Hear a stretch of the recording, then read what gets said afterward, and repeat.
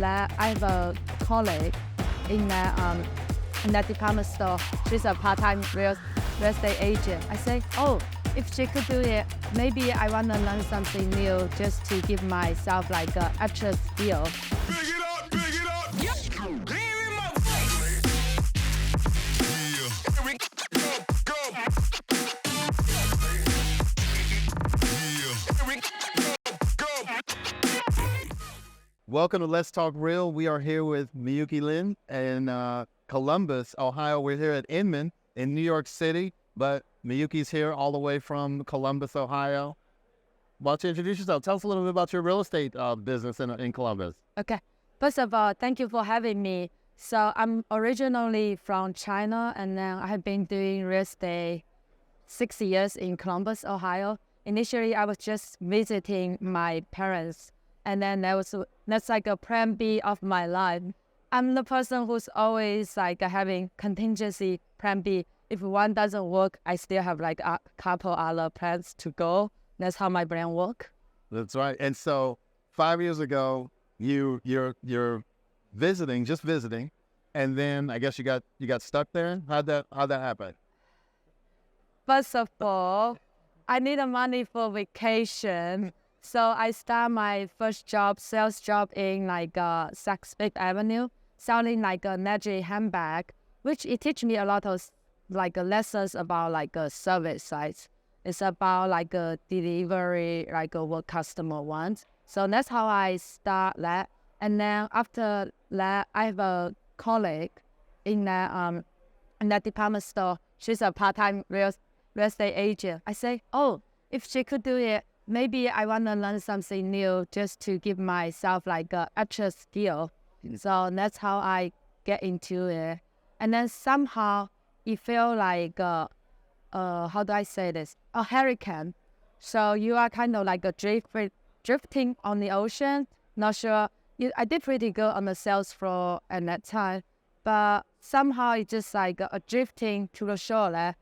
It's almost like meant to be, you need to be an agent. Okay. And then It was pulling you. it's The pulling current me. was pulling you towards real That's how I estate. felt. That's how I felt. Like when I start my first transaction, immediately I feel like there's like a demand. And then for me, my niche market is like being a Chinese agent. I noticed there's so many people out there need my help. And then it just kind of go from there. All right. So 5 years ago, you're in the department store, the luxury handbags. You have a coworker who's part-time real estate. Did she go full-time, or is she still in the handbags? I don't know. I never heard of her name. You in the never, real estate. you never heard? Okay. So she's not selling as many houses as you, No. because we know you're a superstar. So we fast forward real quick. What did your numbers look like last year? So last year I sold 86 houses, and then like a total transaction number is like 37 million. Okay, so nothing to sneeze at. $37 million in production, 86 homes, and you've got like a team of what, like 50 agents working for you? How'd you get to this $37 million? What's your staff? How many dozens of agents do you have? I have like one agent helping me, One. and then I have my personal assistant. She's super good, almost like a customer service and an operation manager. And I do have like a personal transaction coordinator.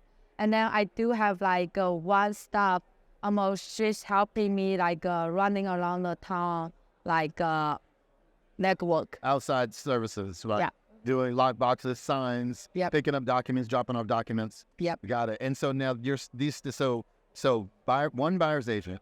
Is she the only licensed? Your buyer's agent, the only one licensed? Yes. Okay. Right now I'm trying to get like my transaction coordinator and the other lady like as like having license. So is your TC and your personal assistant, are they virtual, or do they come to? Oh, they are in Columbus. So I don't have any like a virtual assistant. Somehow I'm very young, but I'm a little bit old school. Okay. I believe like face-to-face They like got to come to work. communication. Yeah, they got to come to work. Yeah. Good. And being a real estate agent, a lot of unfortunately, a lot of real estate agents now, they don't think they have to come to work. They want to do everything remotely. And this is real estate is a contact sport, right? You have to get in, you have to, mix it up. And that's the way that you're going to excel. So that's amazing. Congratulations to you, first of all. $37 million in production, basically as a solo agent with one buyer's agent, essentially, and two admin staff. Yeah. So, Appreciate it. and I'm sure you didn't do 37 million in your first year, right? 3. 3 million. First year, 3 million. Yeah. Okay. So, which is the first year in the business, $3 million. A lot of agents don't. I mean, that's still significantly more than the national average. For I know you meant it may not have felt that way at the time. Yeah, I didn't know that. Yeah, no, most agents don't. So statistically, 50% of agents sell zero. Yeah. Half, so zero. And then most agents average is about $40,000 in commission. So you were in your first year in business, you were already above the national average. I appreciate Yeah. it. I did won like a Rising Star award in the first year. Okay. Despite I didn't anticipate it. The first 5 transactions earlier we talked about, went to the auction and then secure 5 houses. That's my first 5.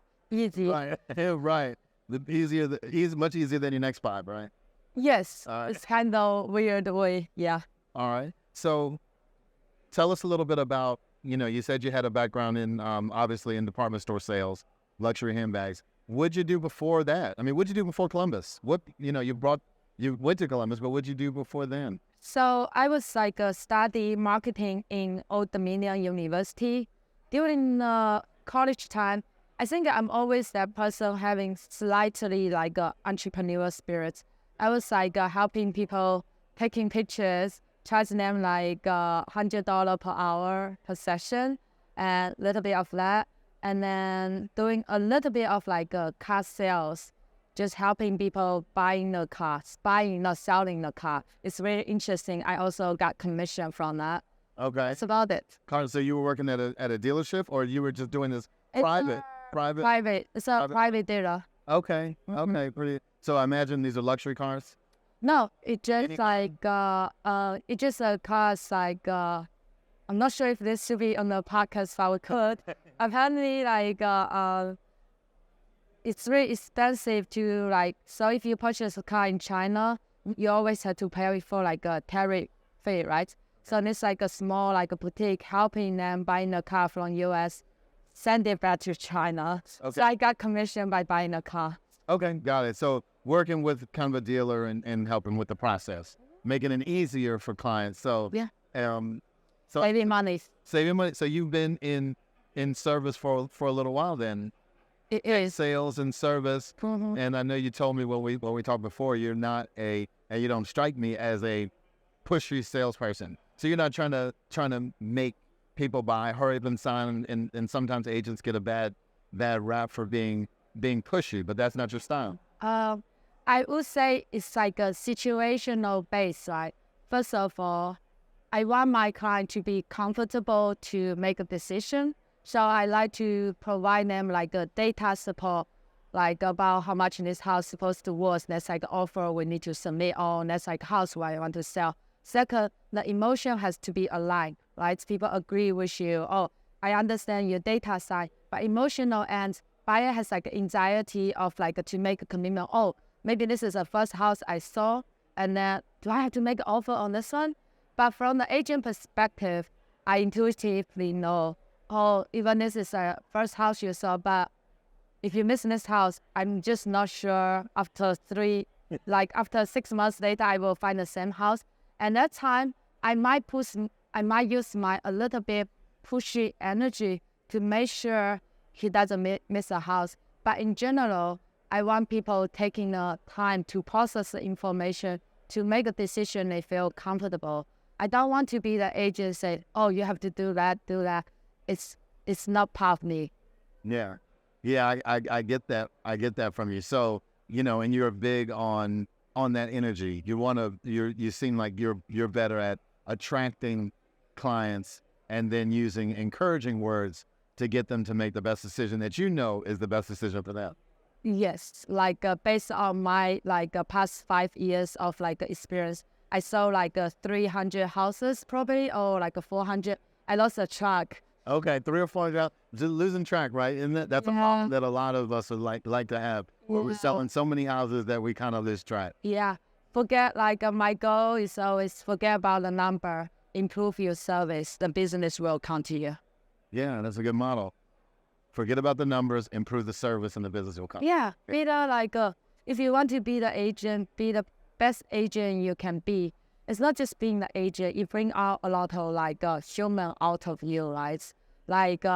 When you put someone into their dream home, they give you a really warm sensation of that feedback. You feel like, oh my God, I feel today I did such great things for somebody else. It brings a lot of joyful out there. And then also, we all know not human being is like a perfect. Sometimes you felt when I'm being so busy, certain client will be criticize at me, oh, I didn't give them enough attention. So I'm always in that and oh my God, today I feel this client, I make another client feel uncomfortable. How do I improve it? That's a part of me constantly want to work on. Yeah. Okay, and that's where your personal assistant, your operations manager comes in, because her job or his job is to improve that service and be that point of contact for the client. Yeah. I literally told all my clients, I'm almost like a general who's in the front fighting, but I do have a very strong back office to taking care of the details. I'm really much like a visionary, tactic. I like to talk about a strategy negotiation. That's my strong expertise. But in terms of detail paperwork, my brain just not function that way. Right. Yeah. Everybody's different. And the thing is, if you were worried about the paperwork so much, some agents struggle with, they know the paperwork's up and down, front and back, but they can't do $37 million of business because they're spending time understanding and focusing on paperwork. So, salute to you for being a driver, the visionary to go out there and bring the business, be the rainmaker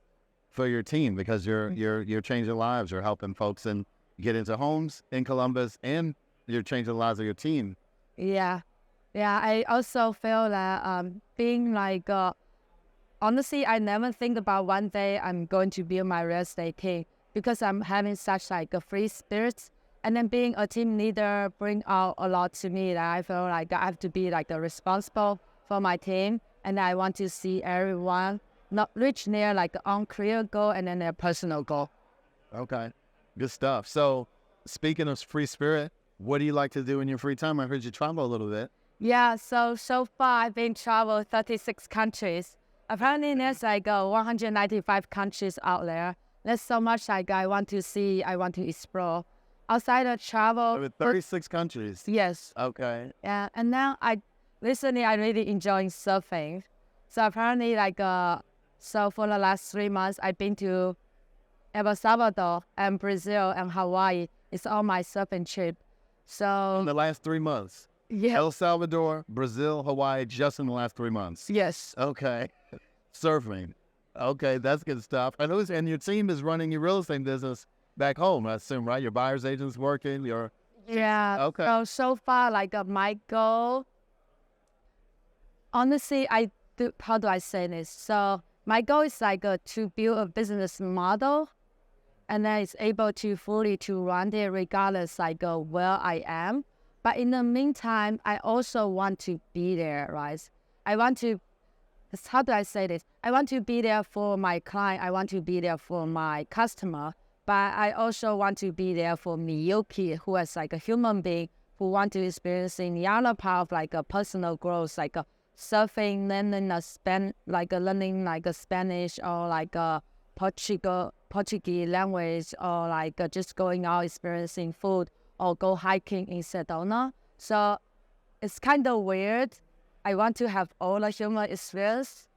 So you're a big outdoorsy person. Yeah, enjoying nature a lot. Part of in my belief system is that we are part of the nature. Our body contains 70% of water. The earth has 70% of the water too. You are inseparable with nature. So when I with the nature, I'm so in tune. So a lot of things, I'm not sure in your channel ever talking about meditation, right? So a lot of book I read, you solve more issues while you meditate. And then my business actually kick up more when I go out vacation. So while I'm in town, I don't have that much phone call, but once when I go out, you close a transaction while you're on vacation. Every time, everything's happening when you're out of town, right? And then you are wondering like, oh, I want to be here present, but I want to be there for my client. It's constantly like a balancing act. But you have to. But with the meditation, you see, and you're doing it. You have to take care of yourself first, so then you can take care of your clients. Because if we're not in balance ourselves, it's hard to, just like they say on the airplane. Well, they used to put the mask on yourself and then put the mask on your child, right? So we have to take care of ourselves first. Exactly. All right, good stuff. So we're traveling, we're doing outdoor stuff, and how has that growth? I'm sure it wasn't always easy.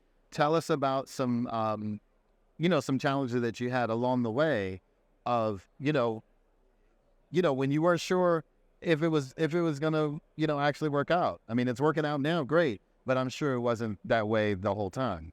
I think I intuitively, I always know it's going to work out, but I also acknowledge it's a challenge process. So, well, the first 3 years in the business definitely very tough, right? So at that time, I'm only 25 years old. Nobody knows who I am, and then she's very young. When you have to compete with like a younger agent who's like 15 years in the business, all you can show is like you are hardworking, you are dedicated, you are responsive 24/7. And that time we always like market ourselves. I'm here for you 24/7. Just call me at any time. And then like the fear of like being rejection, and then you have to throw yourself in the public. And then I put my business card in all the restaurant. Like I said, can I just put my business card here, there? That's like a free marketing. So far, I barely spend much like a marketing dollar. I'm very cheap. Right. It's kind of weird. I only want to, but I spend a lot of money on my client. I like to take them out to experiencing food, having good conversation. That's the money I'm willing to spend. I never spent any money on like zero. And so far, like so this 37 million in production is pretty much, it sounds like all organic. It's very much organic. The only things like we spend the listing money you have to spend, which like but that's normal. But it's talking about like a marketing spending. I just put myself on all those like a free website. Anything you could think of, you have to think about how does like a consumer Google an agent, right? So what are those like website pop up? You just put yourself in there. Throw some like articles related to like the real estate. But I do have like one company. They only charge like $3,000 per year, which is pretty good. Wow, that's impressive. Impressive. So, and you're making more than $3,000 a year in commission. It seems like, right? A little bit more. Yeah.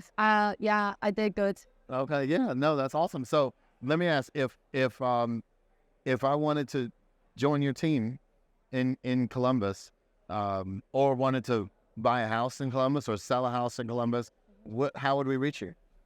Oh yeah, so you could just reach me by my cell phone number 757-724-2523, or you could go on my website MiyukiTeam.com.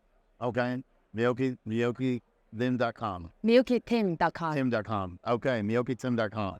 Good stuff. So, and I've got a quote of the day. Oh, here it is. Quote of the day. Yes, okay. Let me read it here. Okay. Destiny is no matter of chance. It is a matter of choice. It is not a thing to be waited for. It is a thing to be achieved. William Jennings Bryan. That's beautiful. All right. Well, thank you very much, Miyuki, for joining us. I appreciate you. Boom. Yeah. Here we go.